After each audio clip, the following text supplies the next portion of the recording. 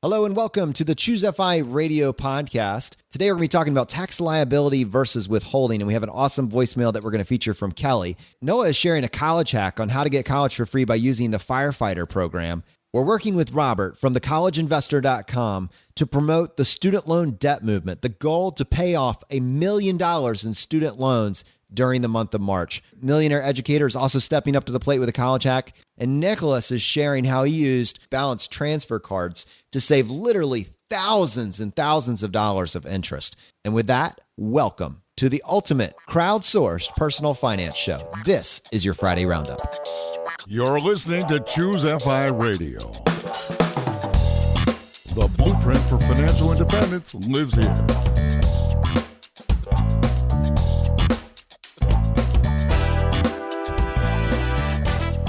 If you're looking to unlock the secrets to financial independence and early retirement, you're in the right place. Stay tuned and join a community of like-minded people who are getting off the hamster wheel and taking control of their lives in the pursuit of financial independence. ChooseFI, your home for financial independence online.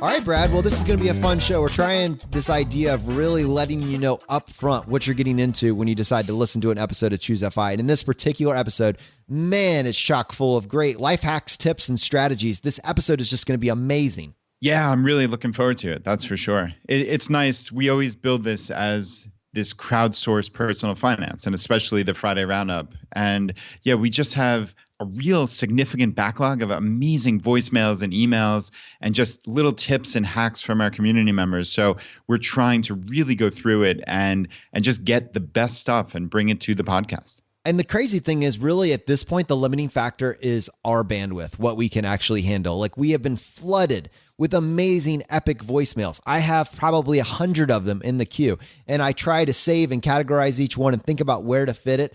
But I realized, like, I just got bogged down in the weeds, and I've been sitting on a couple of these voicemails for like 2 months now. And today we're just going all in on playing catch up. And one of the reasons that we're going to be able to do this is that we have brought my wife on, Danny, as the office manager to basically help us with the emails, help us categorize all this content. So we're coming into this episode way more prepared than we usually are.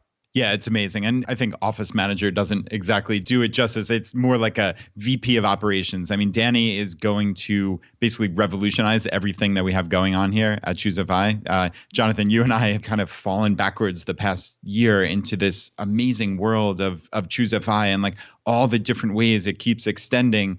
And we never set up systems. We never really put things in place to make our lives easier. And it's funny because I talk about getting 1% better, right? That's my thing every single week that I talk about is finding these little ways to make your lives better.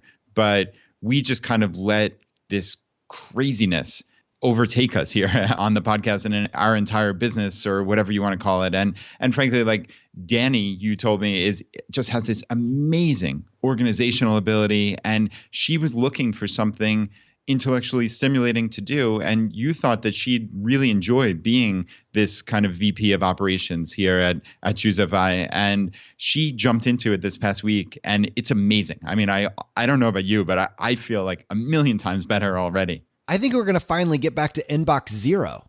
Yeah, I think she's more than halfway there after 24 hours. She said, what would be like the maximum amount of time that we need to have before we need to respond to someone? Like, should it be like 24 hours, 48 hours? And I was talking to her, I was like, I'm pretty sure I have some emails that I'm like a month or two behind on. So yeah, if you want to make it 48 hours, that would be great. I love it.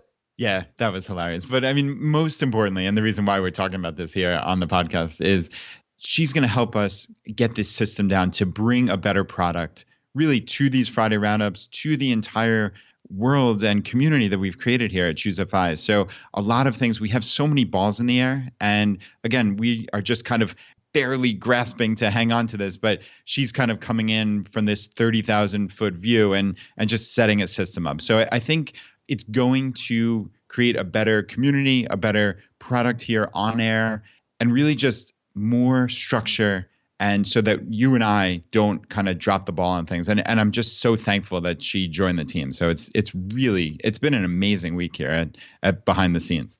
I also, just as way of following up and kind of only mildly related, but it is kind of a behind the scenes look. I had mentioned on the show that my stove had actually broken back in late December.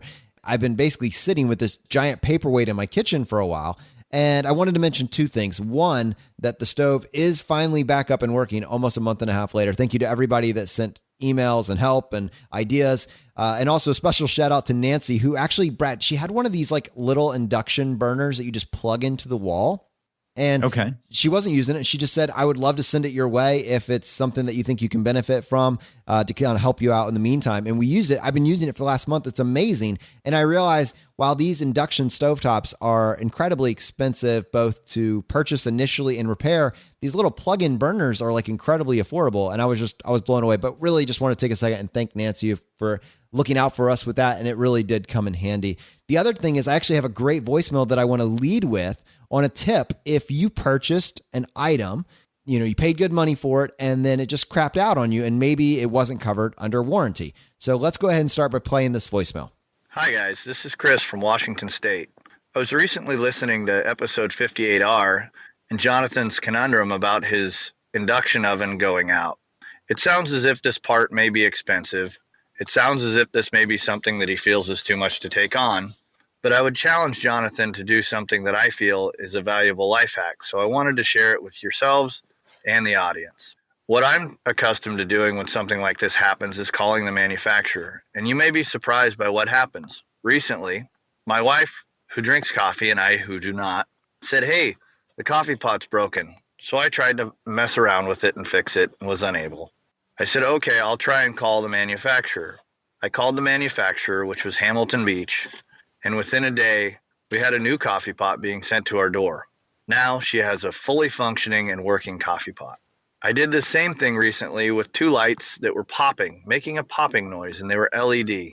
I called the manufacturer because first I was concerned with fire, but then found out this was a standard thing that happens with poor manufacturing techniques in LED light bulbs. They sent me 6 new ones because I had 6 of them installed, even though only 2 of them were doing this. I'm not suggesting that you abuse these systems or that you take advantage of these systems, but I believe this is a really, really, really valuable life hack that can save you a lot of money over time. When you pay good money for a product, you expect that product to last. And I think it's reasonable for most companies to see that the same way.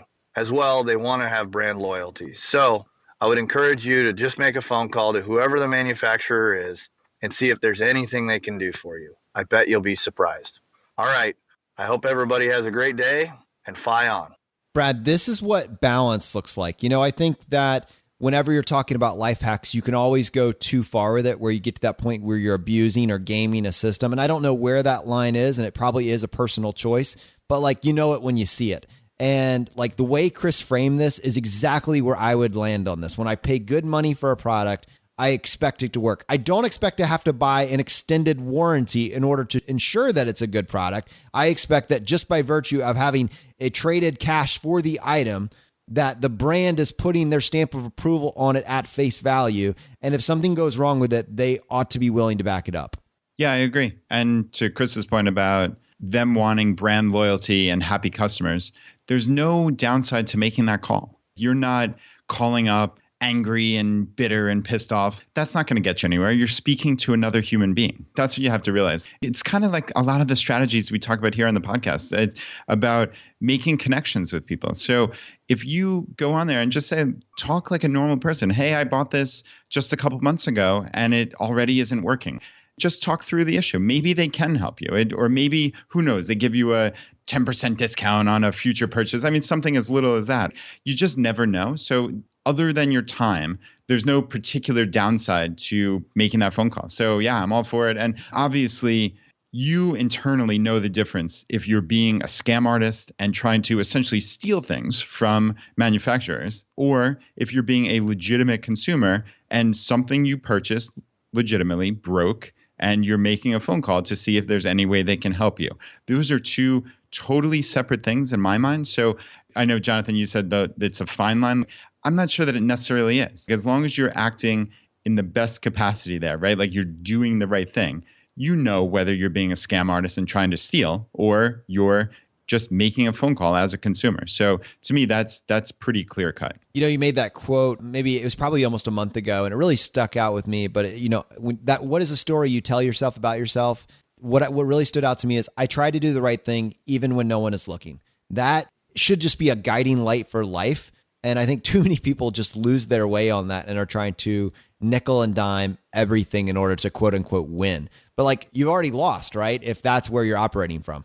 Yeah, as you were talking, I was thinking about that quote and saying it here. So yeah, that's perfect. I'm the type of person that does the right thing when nobody's looking. And this is a perfect example. I'm not trying to, just anywhere in my life, I'm not trying to download things for free and steal intellectual property from someone. Like I'm going to pay for something that is of value to me. And you know the right thing. You really do. So, I mean, to me, it really is that bright line of do the right thing when nobody else is looking. And Brad, I think that honestly goes back to the Frugal Woods episode where you're just trying to develop a philosophy about money. And what really stood out to me as her guiding light, and there's a little bit ironic in that she talks a lot about how to relate to money, but she said, I want to create a world for myself where money just doesn't matter. I don't want to have so little of it that I'm constantly being driven to think about where to get the next, whatever from. But I also don't want to be that place where I'm plagued by having so much of it that my entire worldview is built around that relationship. I want to find that balance where it just doesn't affect my day-to-day.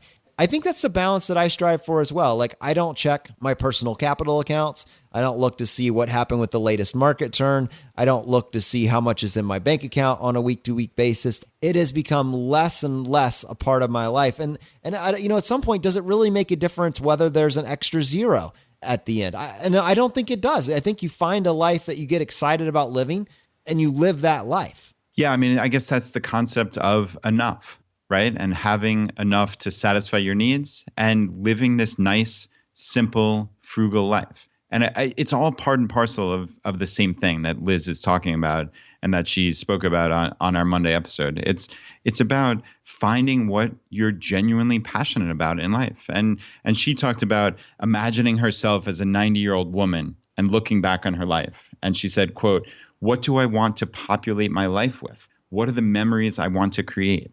How do I want to see myself in the future?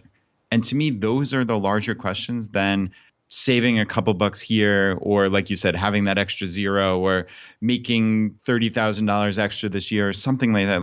Once you get past enough, and once you are obviously on this FI path and everything's really on that glide path, that you've set your systems up, you've set your savings up to get to FI in whatever X number of years it is, then the numbers become easy and they become almost largely irrelevant. And I hate to say that because it sounds extreme, but it becomes, what do you focus on for your life? What are you passionate about? And what do you want that 90-year-old you to look back on your life and say? And that's really powerful. And she was in this unique position of seeing the economics on both sides of the railroad tracks, right? I mean, that was what a stark example to literally at the same time be living significantly below the poverty line and fundraising for millionaires and billionaires. That is, I can't think of a more stark contrast. But what really stood out to me in that episode was not even that explicit experience, but just slowing down a second and thinking about the own advantages that I've had on my path to FI and recognizing that what I love about our community is that anybody can reach FI, anybody, like across the board, but that some people do have advantages, that the road is slightly easier, that there's less obstacles and hurdles that need to be overcome. And I think thinking that through is actually helpful as we tailor this message and as we bring on more and more tools. Because if I start talking to someone that literally is trying to figure out where their next meal is coming from about the 4% rule, that is the wrong strategic place to start with that individual. It's got to be a holistic message. And I think that what she is acknowledging is that it's that exact same idea. It's that anybody can do this, but let's not pretend it's the same path for everybody. Some people have to work through a lot more just to get to where you are right now. And there's two parts to that. One is it's empowering that anybody can do this. And two, for you, if you're in one of these fortunate positions of having this advantage, don't waste it. Start racing toward the finish line. Don't blow these built-in advantages you have. Jonathan, that's one of the most powerful things you've said. Don't waste it. That really just hit me on a different level. Don't waste it. That's a perfect way of describing it. It doesn't mean that, sure, if you had advantages growing up or in your life, it doesn't mean that your accomplishment of reaching FI or doing something successful in your life are any less. I mean, I don't look at it like that. So hopefully people didn't hear that and take it that way, that she's minimizing her own success or your success, right? If you're the one out there listening to the episode and saying, oh, I don't know if I agree with that. She's just saying, sometimes you have to look and say, okay, there are many different ways that I was advantaged. I mean, even from growing up in America, I know you could go down to these tiny little things that I have electricity in my house. I mean, if you want to get ridiculous, right? But on a more macro level and what Liz was talking about, and I know I have this in my own life. I grew up in an upper middle class family on Long Island with a father who was a lawyer. And my brother and I didn't want for anything. If we wanted to join a soccer team and we needed $80 cleats to play, then okay, we went to the store and bought them. To Liz's point about this generational poverty and how it becomes entrenched, those people don't have a backstop. Whereas if I ever got in trouble, well, my parents aren't rich by any means, but like, would they be able to help me if I needed to fix my car and I had no money? Of course they would. That is a completely different mentality than someone who has grown up in generations of poverty, is in a community where there are no banks. It's a food desert and there's no supermarkets. Feeling safe walking home, like Liz said, this is a different world. So to imagine that these advantages don't exist for some people is really laughable. We all need to just take a step back and say, okay, let's not waste it, like Jonathan said. You know, that's kind of my take on that issue in general. But I think it's important to just from time to time think about. There's an awesome article that I saw that was really impressive to me called The Early Catastrophe, the 30 million word gap by age 3, basically talking about comparing a child that grew up with the structure that you described in your situation versus the entrenched multi-generational poverty. By the age of 3 years old, the child in your particular situation has heard 30 million additional words over the child that didn't have that advantage. That is incredible. And it's hard to predict where that takes you. And we talk about the power of communication, of constantly being willing to learn new things, but it is hard to make up for it. You know, it's just, that is a significant obstacle for someone to catch up. And it's not to say it can't be done, not to say it doesn't happen. There are advantages that you have even at the age of 3 years old that you don't even think about. Yeah. And as a parent of young kids, you realize, especially, I know I am very fortunate that I am here all the time. My wife, Laura, is in the house all the time, and we spend hours upon hours with our kids, teaching them things, just being with them. And my kids see us and they try to emulate what we're doing. Laura and I are constantly reading. So now we have family reading time every day, essentially for like 30 plus minutes, maybe an hour on a good day. And even my little one, Molly, is in kindergarten and she has grown by leaps and bounds. I mean, she's reading like at a second grade level now, and it's crazy. Like it just happened overnight, but it didn't, right? It's because she sees reading all the time. We read to her constantly. We help her. We teach her how to read particular words that she's having trouble with. That is an advantage for her, and it just is. You don't list that in your list of 100 advantages that you have in your life, but it matters. So it's something to be cognizant of, and it's also something that, just like anything in the FI community, how can we help? Right? How can I take my time that I have in abundance and help other people who maybe aren't in such a advantaged situation? So, I mean, maybe that's something that I need to rethink in my own life. How can I give back to the community? How can I take an hour a week or a couple hours a week and read to another child who maybe doesn't have those two parents or even one parent around to sit and read with them? Okay, that's on me. What can I do to be better? So that's how I look at the situation.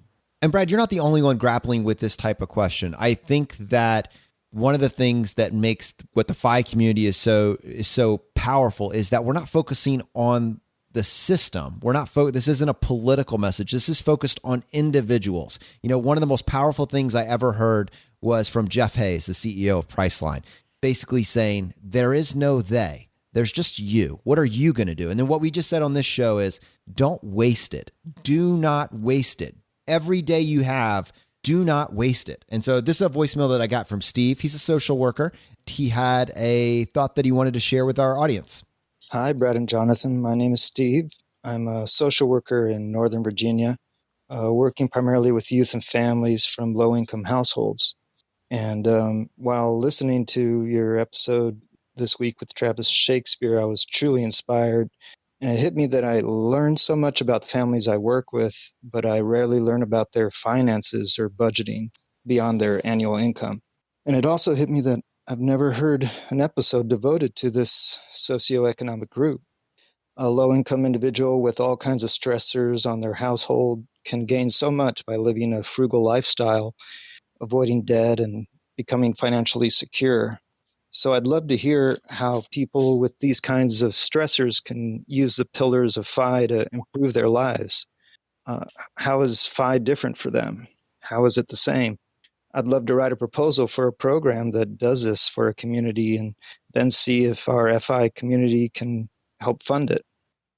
Maybe an educational outreach program in the high schools before debt is started. Maybe in elementary schools to plant the seeds of savings and smart investing. Maybe debt reduction programs for the working classes or frugal living 101.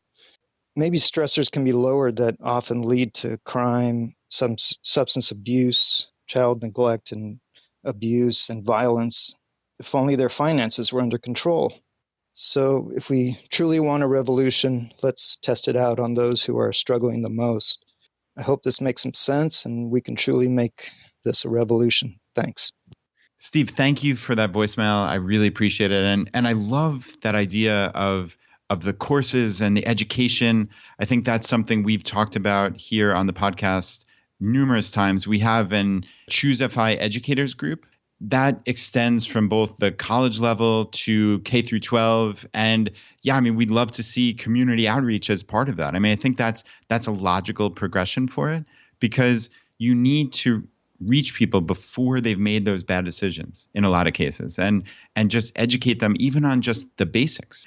So yeah, if you are an educator who is interested in being involved in that group, just shoot us an email to feedback@choosefi.com. And even if you aren't specifically an educator, but you want to be involved in a community program like that, just shoot us that email, feedback@choosefi.com. And yeah, I mean, going back to Steve's point, we always want to tell stories here on the podcast and on our website. Right now, we have a couple dozen writers who are telling their story at ChooseFI.com.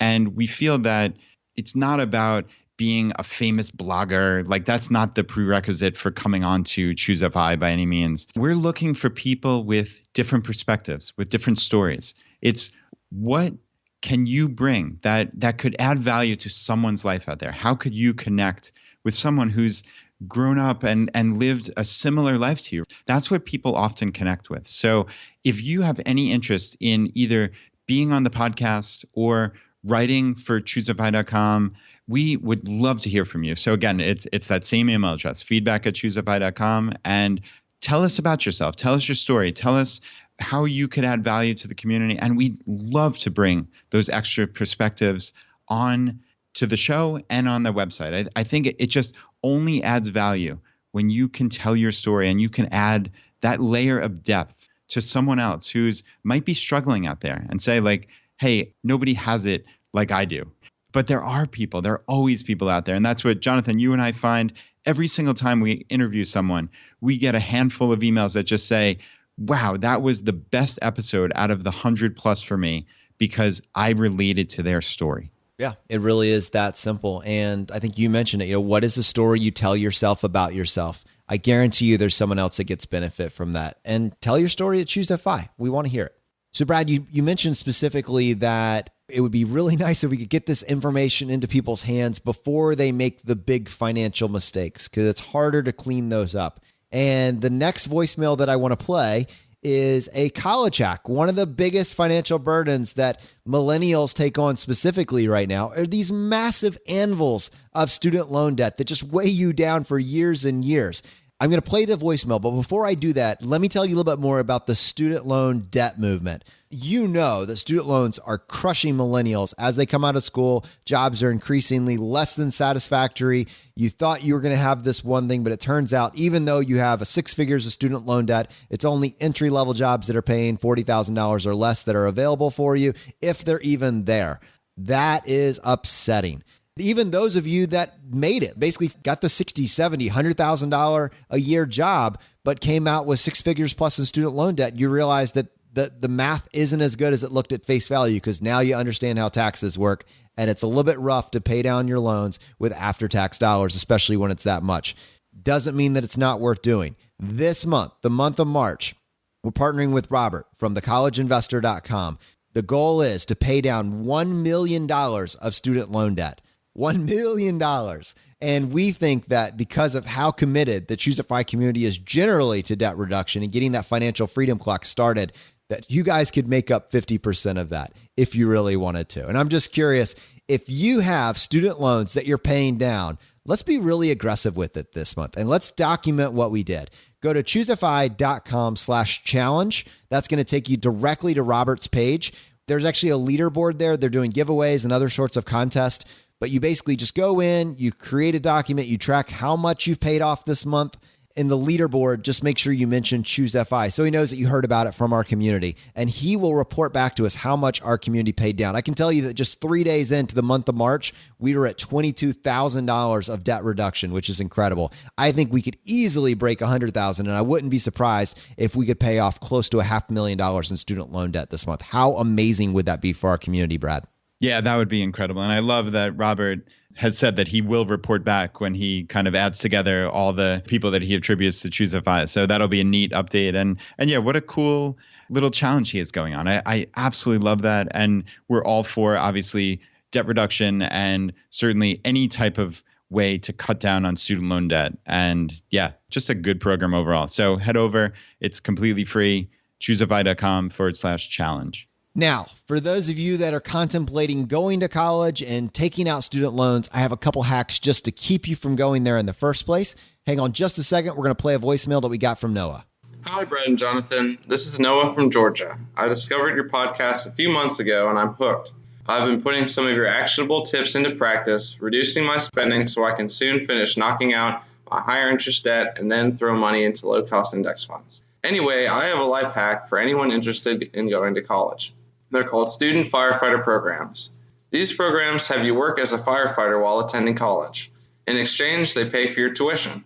Working the typical firefighter schedule with 24-hour shifts and 48 hours off in between, they work with your class schedule and will let you attend your classes during your shift.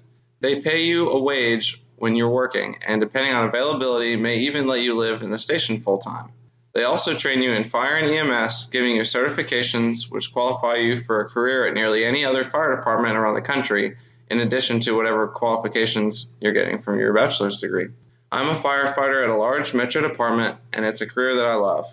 Though I didn't take advantage of this program in college, I heard about it from another firefighter who did, and I think it's an amazing opportunity. At the very least, it's a great way to get your college paid for and have a lot of very meaningful experiences along the way, and it could even lead to a steady career that I find very fulfilling. I currently know 3 programs like this, at Auburn, the University of Alaska Fairbanks, and at UC Davis. But it'd be worthwhile to contact fire departments around other colleges you're interested in going to. Thanks if you share this voicemail. If anyone uses this program, please let us know through ChooseFI. I'd love to know that this helps somebody. Thanks to Brad and Jonathan for putting this podcast together. The fire is spreading. I love that, Noah. The fire is spreading there at the end. Well, let's hope not too far with all these new firefighters, right? So, or at least be on duty when it happens. That's fantastic. Yeah, I mean, we love these kind of college hacks. And I love how specific he was, giving particular colleges and even saying that you could potentially live full time in the firehouse. So, I mean, talk about a hack. I mean, to get your room and board for free as well. That is amazing. And yeah, I actually, my family has a bunch of firefighters going back to my grandfather, and 2 of my cousins are current and former firefighters. So yeah, this is a really cool one just for my family in general. So yeah, thank you again, Noah. That's a really cool voicemail. And I got another college hack that I'm going to play from the Millionaire Educator. This is the Millionaire Educator with a potential college tuition hack. Years ago, I went to a unnamed university in the South and got a graduate degree. I don't want to say the name of this university because this is one of those situations, if you shine too much light on this potential hack, it might go away. So a little hush-hush here. But I was at this school's website looking at the Alumni Association information, and I found out there are various types of memberships. And the one that really caught my eye was the Life membership. And it was a little pricey, $500 or more. At any rate, the benefits were very impressive. And not only could you use some of the facilities and the library and things of that nature, the most impressive benefit was this, and I'm going to read from the site. The university is pleased to offer resident tuition rates for qualified students who are children or grandchildren of those who either received a degree from the university or attended at least 2 years. What that means is if you were to pay this $500, your children and grandchildren could go there and pay in-state tuition. The in-state tuition rates are very favorable at this university, and I just think a $500 payment would be an excellent way to greatly reduce your tuition costs. Now, of course, I won't do this until my son shows any interest in going there. But yeah, you just join and you have a greatly reduced tuition rate. I just want to pass that along to everybody, and I hope it helps someone out there. All right, everybody, frugal on. Frugal on, my friends. This is the sort of like little type life hack optimization strategy that you just kind of have to stumble into because you're looking for it. You're surrounding yourself with other people that are looking for it. And never before has there been a platform where people can bring in their own unique ideas and add it to the hive mind. What we're building is a repository of ways to not break the game, but certainly bring it back to something reasonable for what college should look like for people in the FI community. Thank you, Millionaire Educator, for sharing this tip. So now we recognize that although it would be nice to be able to prevent everybody from having to take on massive amounts of consumer debt, just get in front of that, we realize that some of you found us after you already had this. And now you've turned things around, or you're trying to turn things around, and you're trying to get back to broke, right? You're trying to get that financial freedom clock started. But there are ways to win even with that process. And so next, I want to highlight a voicemail that we got from Nicholas. Now, Nicholas, we've actually featured on the show twice. He had a voicemail that he got when he first found the community, and then some crazy changes that he made within a relatively short period of time, 6 months or less. Now he's crushing his credit card debt. He just looked for a way to optimize that, and he found the sweet spot. I'm going to play it for you now. Hey guys, it's Nicholas from LA. There was a strategy I used while paying off credit card debt, and it was balance transfers. I've heard them mentioned on the podcast, but I haven't heard anyone dive into the details. So I'd love to give an overview for those who are paying down credit card debt of their own. The too long didn't read version is I had $15,000 of credit card debt. I paid it off over 3 years, and instead of paying $4,700 in interest, I paid $700 in balance transfer fees. So what is a balance transfer? Many of you receive these offers in the mail. Right now I'm getting them for my Chase United and my Citibank American Airlines cards. A balance transfer can be used in several ways, but the basic intent is to move or consolidate debt from one credit card to another. Let's say Bank A offers you a balance transfer. You have $5,000 in debt with Bank A and $5,000 in debt with Bank B. With the offer, you move the debt from B to A. So now B is paid off and you have $10,000 in debt with A. You're right where you started with one major difference. The lure and appeal of a balance transfer offer is 0% interest on the debt acquired. So the $5,000 you moved from B into A, or half of your current debt, is now enjoying 0% interest for 12 to 18 months, depending on the offer. You could stop right there and you'd be saving a ton on interest over the course of the year. After that year, of course, the interest on the acquired $5,000 jumps back up to the normal interest rate of the card. But if you don't stop there, it gets a little creative and pretty cool. The offers you get in the mail come with 2 or 3 checks. They're literally blank checks that draw straight from your credit card. Right on the mailer it says 3 ways to use your balance transfer checks. 1, write a check to a bank where you pay a higher interest rate. 2, use a check to pay for a large purchase or unexpected expense. 3, write yourself a check and deposit it into your checking account. Option 3, everyone. You write the check to yourself and you deposit it into your checking account. The money arrives in a few days, and the moment you get it, you send that money right back as a payment to the same credit card. To unpack what made that action so remarkable, I'll use a slightly modified version of my own scenario. I had $15,000 in debt, at 16% across 3 credit cards, so $5,000 on each card. Each card had a $10,000 spending limit.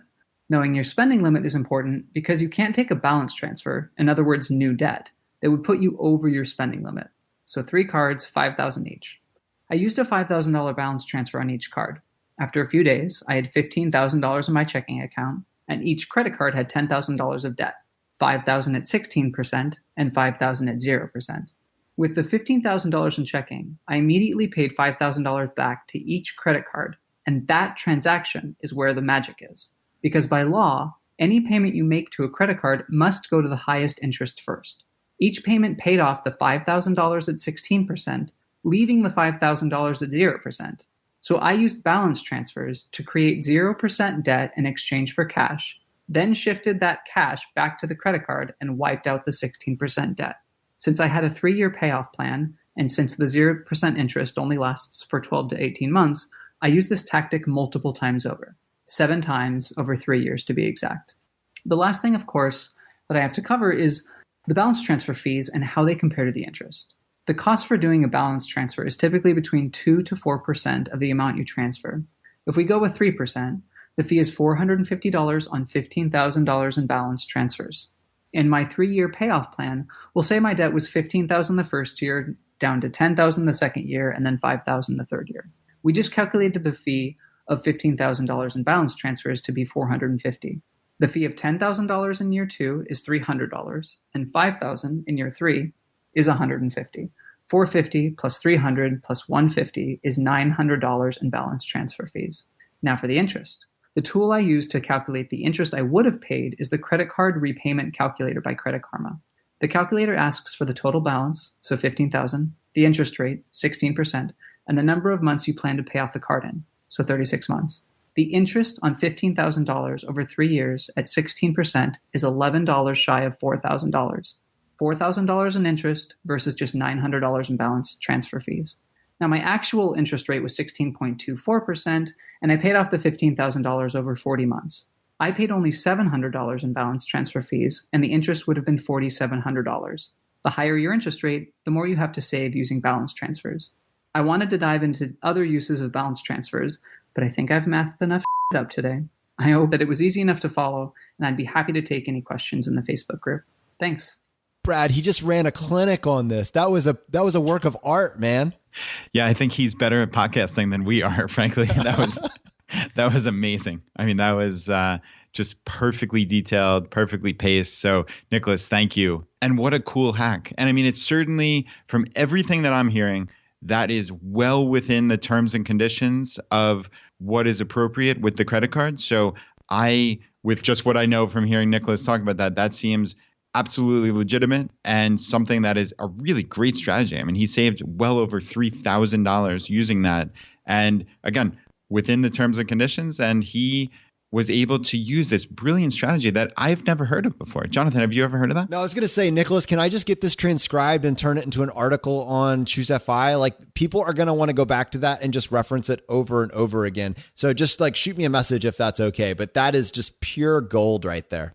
Yeah, Nicholas talked about balance transfer fees. I think what he quoted as you know, he's the expert on this, certainly. He quoted somewhere between 2 and 4%, I believe.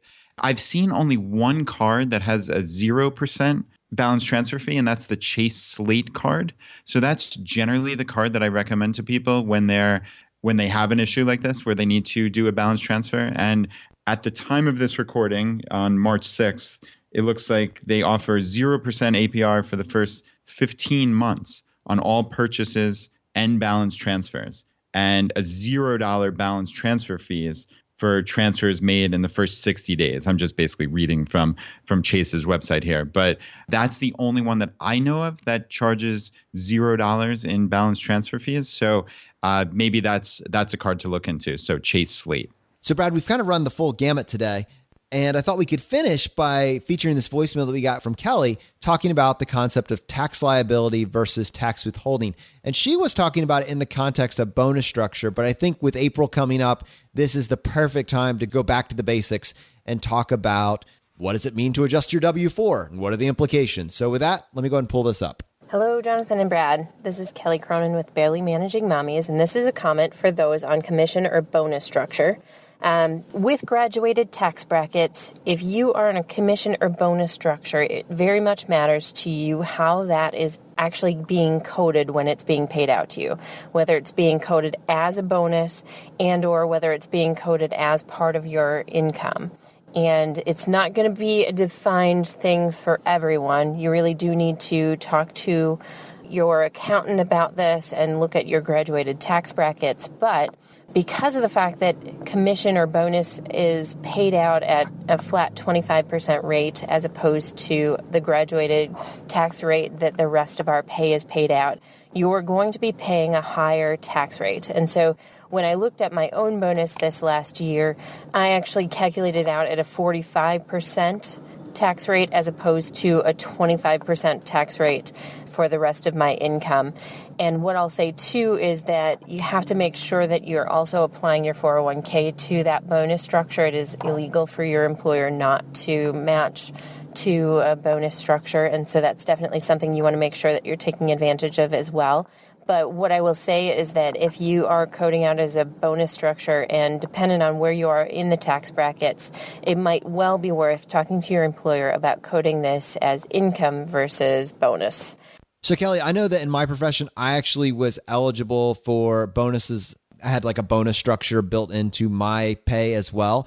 This was something that at the time that I worried about, but I think that it's actually, you got to reframe it slightly differently. And I'll let Brad explain it more, but I guess the biggest thing is that there is a difference between what is actually being withheld, which is what we're talking about when we say what are they taxing you at with your bonus structure, versus what you are actually liable for. And Brad, maybe you could kind of go back and introduce that idea.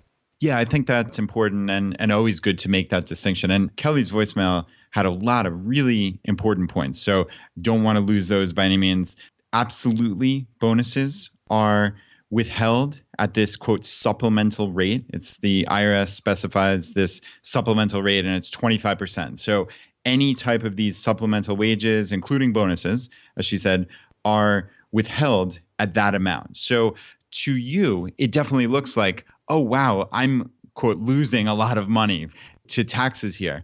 But that's really not the way to think about it. That's just the withholding. I mean, they could, for just theoretically, they could withhold 100% of that. That doesn't mean you lose that money. It doesn't mean that's what you owe in liability, tax liability to the government. It's just your withholding. So basically, when you calculate your tax return, you put all of your income, and they don't look at bonuses any differently. So on your 1040, bonuses are not considered some special income that needs to be taxed at a different rate. Okay, so that's the crucial point. It's not. It's just lumped together with your wages.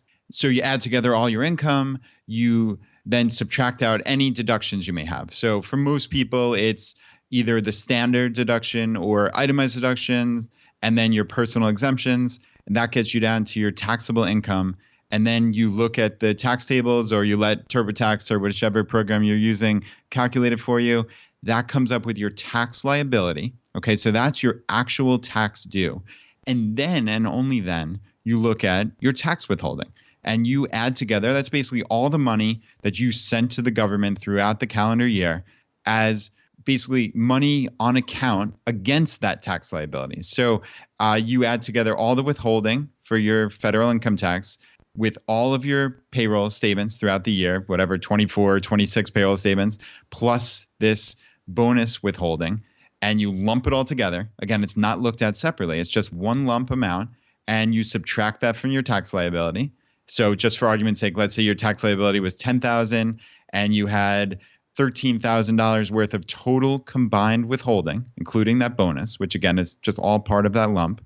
Okay, then you have a $3,000 refund in that scenario. So if you had only withheld $6,000, let's say, then you owe $4,000 with your tax return. But again, that has no bearing on your liability, right? It's just a function of, hey, how much did I withhold throughout the year? My tax liability in this scenario stays constant at that $10,000. It's just the refund is really the interplay of how much withholding you had. If you over withheld in the scenario where we had $13,000 worth of withholding, then you get a refund. If you under withheld, in the scenario we had $6,000 of withholding, then you have to pay at tax time the $4,000. But again, that tax liability, which is really the true figure, that stayed constant. So these are really, really fundamental concepts that a lot of people get wrong. So hopefully just that kind of simple explanation made some sense and helped clarify it in a lot of people's minds. And I think it's even more than that. This is a stepping stone for us to talk, at least in the United States, about adjusting your W-4. I think the personal finance and the FI community has this in common, that we shake our heads when someone says, man, I'm getting a $5,000 refund this year. Man, I'm getting an $8,000 refund this year after year after year. This is not a good thing. This is a sign of lack of planning. In the FI community, we're bragging that we can get it down to $200 or less, $100, $50 or less. It's like a challenge to see how close to zero you can actually get it. Because play this out, you just gave the government a $5,000 free loan for the entire year that you're just recouping. There is a place to improve this and get this money working for you day to day. You can get that money into savings. You can get that money actually earning money for you. There's no reason to wait till April to find out how much you're getting back, especially if your life circumstances stay the same from year to year. The W-4 is the key to this. And you can calculate. You could either look at what you made last year and say, that's probably about what I'm going to go this year, unless, maybe you had a child, you had a change in marriage situation, you had an increase in income. These are the different factors. Or you went from being outside the community to now you're in it, and now you are maxing out all your tax deferred buckets. Though that is going to drastically change how much you are going to owe in taxes, and you should plan accordingly.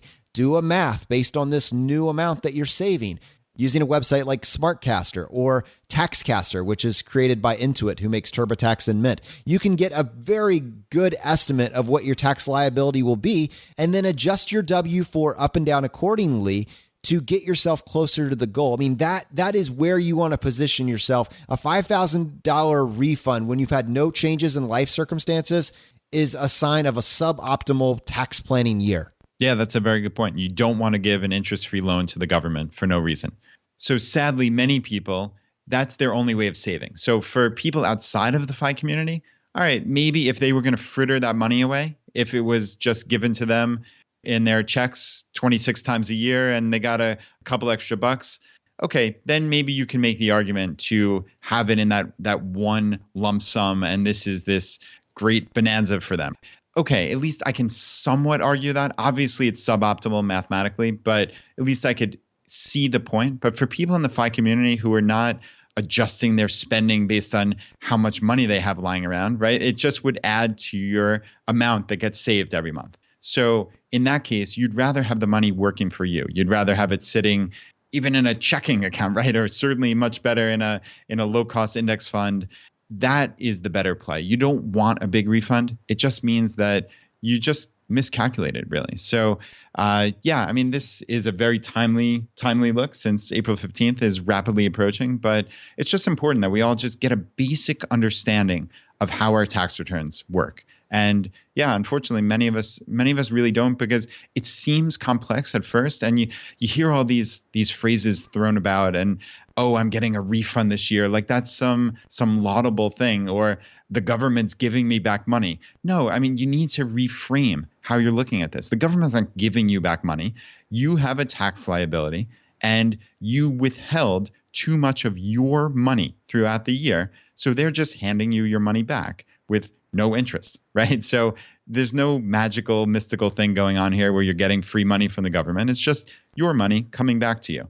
But I know in my case, I would rather have had it all throughout the year, where I could invest it month by month in my low-cost index funds. So to me, that's a bigger win. And I suspect to many of you out there listening, that's the approach you're going to want to take. Now, unfortunately, that's going to bring this episode to a close. Stay tuned next week. We're going to talk a little bit more about donor-advised funds, and Jesse has some cashback rewards tips that you aren't going to want to miss. Now, as you know, we like to finish every episode by doing a drawing for a copy of a book that we have found useful. We have a couple books in our library that we absolutely love and we're passionate about getting out there. J.L. Collins' book, The Simple Path to Wealth, Dominic Cortuccio's book, Design Your Future. And obviously, very relevant to this past week's episode, if you loved it, we would love to hook you up with a copy of Mrs. Frugalwood's book, Meet the Frugalwoods, Achieving Financial Independence Through Simple Living. As you know, we raved about the book. We'd love to get you a copy of it. And if you want to enter this drawing, All you need to do, just go to ChooseFI.com/iTunes. Follow the instructions there. Just leave us a short written review letting us know what you enjoyed about the show. We give away one book for every 5 written reviews that we get, and we announce a winner on the Friday Roundup. And Brad, how many winners do we have today? All right, Jonathan, we have one winner today, and the winner is Louisa. This actually came through on Stitcher. So if you don't have iTunes, you can leave a review on Stitcher.com as well. And the review says, "It has been so fun listening to Brad and Jonathan talk about financial independence, lifestyle choices, and hacks. It's encouraged me to find a better way to do things. Choosing financial independence doesn't mean deprivation. It means choosing things that really matter and finding a way to do them for less or free. Thank you for your empowering message. Financial independence gives options in life. As the wife of an artist, FI strategies allow us to follow our passions, live the life we want, and almost never feel deprived. This is one must-listen show." I love the idea of bringing in the quote unquote starving artist, man. This lifestyle choice that we are making together gives you the freedom to fail. And I think it just flips this whole paradigm on its head. I would love to see a world where everybody is doing what they love. It's just the fact that they have such a strong ground game has enabled them to pursue their passions wherever that takes them. That is an optimistic idea and a conversation that we want to be a part of. The fire is spreading, my friends. We'll see you next time as we continue to go down the road less traveled.